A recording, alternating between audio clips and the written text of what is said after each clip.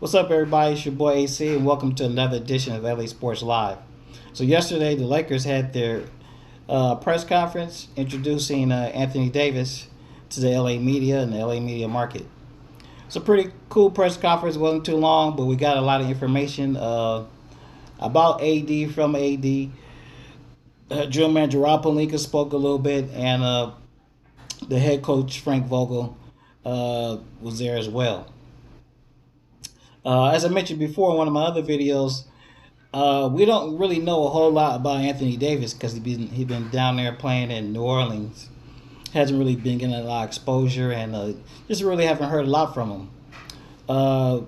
He discussed quite a few things, but there are a few things that I took note to, so I want to just relay them back to you guys. First of all, you guys know Anthony Davis is 26. And one of the reasons why he stated that one of the reasons why he requested a trade is basically he wanted to take control of his career. Uh, Being down in New Orleans for 7 years, losing, not having a lot of success, I guess he maybe was kind of fed up with it and was decided, it was time to make a change. Can't blame a person for that. He also mentioned that he lived here in the all season. He loves LA, and he's ready. Like they always say, they're ready to get to work. One of the things that he kind of mentioned that well, he didn't mention, but one of the things I noticed is he did not commit to the Lakers to anything further than this upcoming season. Uh, we pretty much expected that because his agent, before the trade went down, his agent Rich Paul had previously stated no matter who traded for him, whether it been the Lakers or Boston Celtics or whoever, that he was still going to explore free agency. So that wasn't unexpected. Maybe later on during the season, if the Lakers have a good amount of success, maybe they can convince him to sign an extension. Towards the end of the season. As things go by, we'll just see. One of the things I noticed from Joe manager Rob Pelinka now is that whenever he speaks about the Lakers in their future or pretty much or anything associated with their players, he always mentions now Anthony Davis first and LeBron James second. Smart man, of course, he's not a dummy, contrary to what a lot of people think, and he knows that he'll right as of right now he only has AD for 1 year, so pretty much they're going to have to cater to him until he signs his name on the dotted line for an extension. Another thing I noticed that Rob Pelinka does, or one of the things that he said, is that once the trade went down, he was communicating with LeBron and AD as far as on some of the people they want to add to the roster, which is typical. A lot of people think that LeBron kind of dictates things, but I don't really think that's the case. If somebody asks your opinion, of course you're going to give it. And this is something that winning teams have done for a long time. I even heard interviews of Jerry Buss. Dr. Jerry Buss would say that he would consult Kareem or Magic or even James Worthy about different players they want to put in. So that ain't nothing new. It's been going on a long time. One of the things that Anthony Davis said that he said he wanted to get some good shooters, so he wanted to be surrounded by some good shooters, and he said he doesn't like playing with players with a big ego. Uh, some people think that with the addition of Boogie Cousins that this is going to be a problem, but I don't think so because you guys already know they played together. Matter of fact, Boogie, AD, and Rondo played together in New Orleans and played together well, and actually made it to the second round of the playoffs. Matter of fact, you guys know the year before they swept Portland, the same team that made it to the Western Conference Finals this year. Go figure. Uh, so of course AD and Rondo were influential in recruiting Boogie Cousins to join the Lakers. Uh, I think it's a good idea, a good move. If Boogie Cousins comes back in decent shape, and if he's even able to return to at least 75, 80% where he was 2 years ago, it's bad news. Bad news for the rest of the league. That's all I got to say about that. Uh, anyway, getting back to the press conference, we want to focus on AD, not the other players. Uh, I think he was asked about why did he waive his trade kicker, because you all know that AD did waive a $4 million trade kicker. That was $4 million his salary that he was owed because he was traded. And basically, he said, "Hey, I want to help out the team, and I want to give them the best opportunity to recruit or sign the best players possible."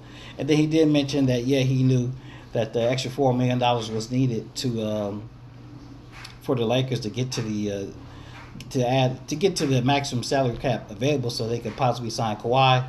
That didn't work out, but hey, they still gave them extra $4 million, and that could have been the difference between them getting Boogie or not getting Boogie, or getting whoever, them getting Green or not getting Green. So it came in handy, and it's good to see that for your young guy, he's a team player, and money doesn't mean everything to him. One thing I noticed that Rob Pelinka said is whatever he talks about the Lakers in terms of the future, or basically in terms of their players all the way around, he always mentions Anthony Davis first, then LeBron James. Smart move for him until AD is signed to the extension. But like I said, for the most part, he seems like a humble, quiet guy. Another thing that I believe he was asked about the leadership role, or is he going to assume a leadership role with LeBron, or have they talked about how they're going to approach games? And he says they hadn't talked about that. He said they just pretty much talked about joining the Lakers and doing this and doing that, but they haven't really talked about in game specifics. I think I can kind of get the vibe that he's just kind of like the type of guy is, we'll just see how it goes and then we'll adjust from there. Uh, he doesn't really want to make any plans, or speak too fast, because he's smart enough to realize that you have to see how things go before, instead of making all these rash decisions and demands, or everything has to go through me or whatever. He's smart enough to realize things don't work that way. You're not going to be successful that way. It's kind of interesting to me because I've heard other players, for example, Kobe and Shaq, mention that when they were making their playoff runs, they would openly talk about amongst each other who had the better matchups, whether it would be Kobe or Shaq, or who could exploit their matchups better. And they openly talked about, from series to series or whatever have you, game to game, which one would dominate the ball. It's interesting how different star players, they operate differently, but these are all totally different kind of dudes, because basically Shaq and Kobe are both alphas, and LeBron and Anthony Davis are not. They're pretty much team players. As far as LeBron James is concerned, he's pretty much a pass first player. So, hey, it's cool as long as we win. You know, I don't really care. Um, there's been talk about the Lakers starting lineup, or who they should start, who they shouldn't start. The head coach Frank Vogel said that it's too early to talk about that. That hasn't been determined. Excuse me. But the lineup that I've heard a lot about is Boogie at the 5, AD at the 4. Um, let's see, Green at the 2, LeBron at the 1, and Kuzma at the 3, I believe. That's a very big lineup. I don't quite know if that'll work, but the thing is, this team is so deep. They have a lot of options. I would probably go with Bradley at the 3 starting instead of Kuzma, just so we can have that extra firepower off the bench. Because if you're going to go ahead and start Boogie, we need some kind of scoring coming off the bench. So if you're going to have Green already starting, and then Boogie and AD, we need some kick off the bench. So I think maybe Bradley and Green should be in the starting lineup as opposed to Kuzma, and that way, when the bench comes in, we can have Rondo run everything through Kuzma, And whoever else they put in there, it don't matter.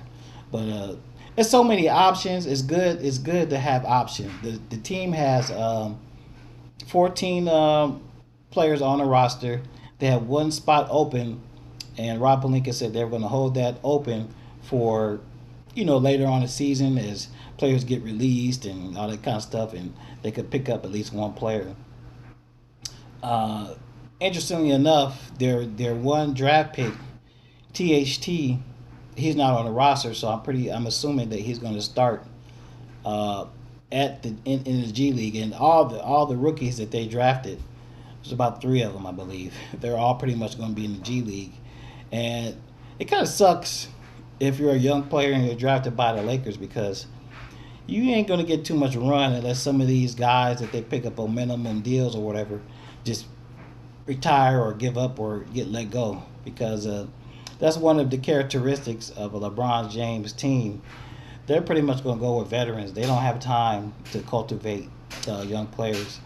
It pretty much their young players are going to be Kyle Kuzma and the kid that they got from Golden State. That's it. Both of those guys will. Kuzma will be in his third year, and Quinn Cook, I believe he'll be in his fourth year. So as far as the young players, that's going to be it. I don't see anybody else getting a run for the Lakers. Younger players getting a run for the Lakers, unless something drastic happens. And if we see a bunch of young players play for the Lakers next season, that ain't good. That means something crazy, some terrible injuries more than likely is probably happening. But anyhow, that's it, guys. I just want to quickly summarize the press conference. Like I always say, man, if you like the video, if you like the content, like the video, please subscribe to the channel. And I'm working on a couple things behind the scene. Like I always say, they're coming real soon. I just got to get this editing thing down. But once I do that, I'm going to be bringing more things to the channel, man. I know you guys will like it. So, like I said, give me a thumbs up, hit the like, subscribe to the channel, and I'll holler back at you guys later.